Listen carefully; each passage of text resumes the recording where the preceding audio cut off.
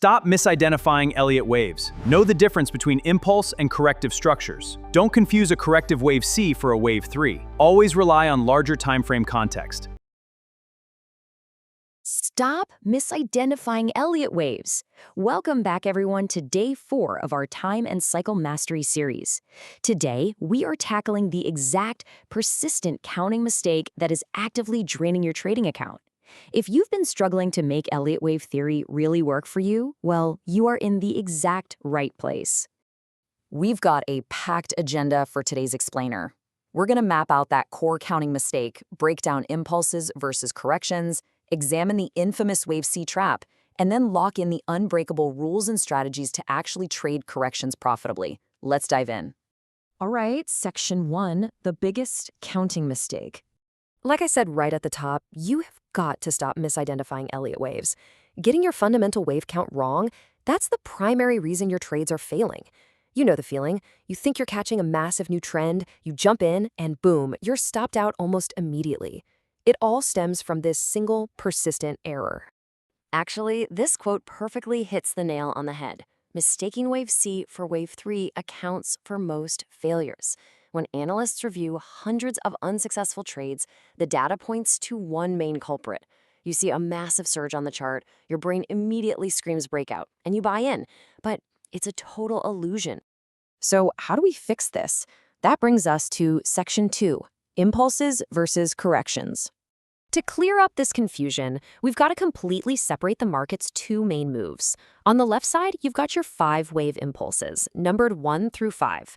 This is the engine. This is what drives your primary trend forward. On the right, we have the 3-wave A, B, C structures.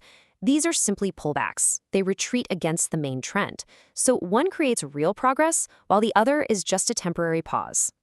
By definition, corrective waves represent consolidation, basically an equilibrium between buyers and sellers. But here's what makes them so incredibly dangerous: their complexity. They don't just move in nice, predictable straight lines. They morph. They turn into zigzags, expanded flats, or triangles. Honestly, it's like they're literally designed to confuse you. Which leads us perfectly into section 3, the wave C trap. Take a look at how visually deceptive the market can be here.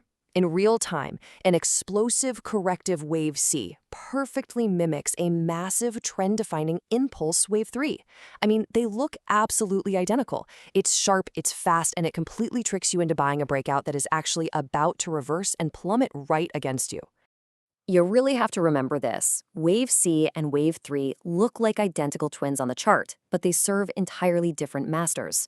Wave C operates strictly within a larger market retracement.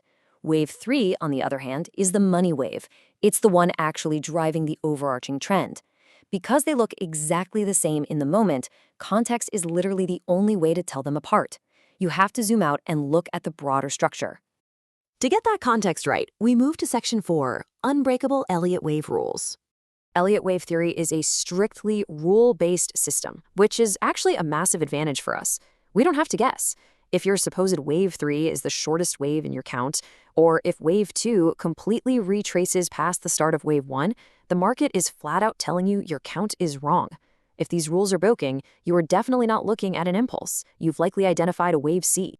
And to make this even more foolproof, we add Fibonacci into the mix. This gives us incredible precision. Wave 2 typically pulls back deep, hitting the 50% to 61.8% level of wave 1. Wave 4 is usually a bit shallower, stopping around 38.2% of wave 3. But the real aha moment? That comes when wave 3 hits that massive 1.618 extension target.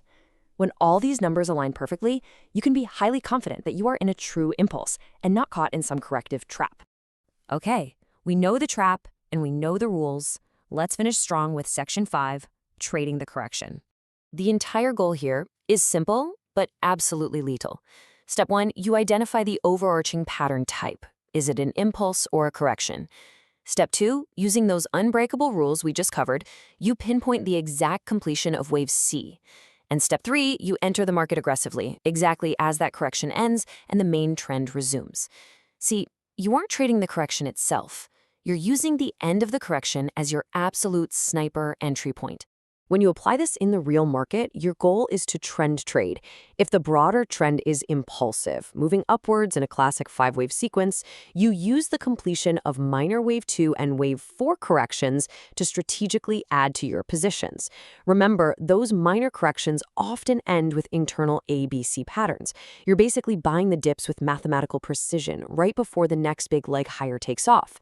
So, as we wrap up today's explainer and you go to open your charts, you really need to ask yourself one critical question. Is your next trade confidently riding a true wave 3 impulse? Or are you secretly caught in a wave C correction, just waiting to get stopped out? Think about it. See you next time.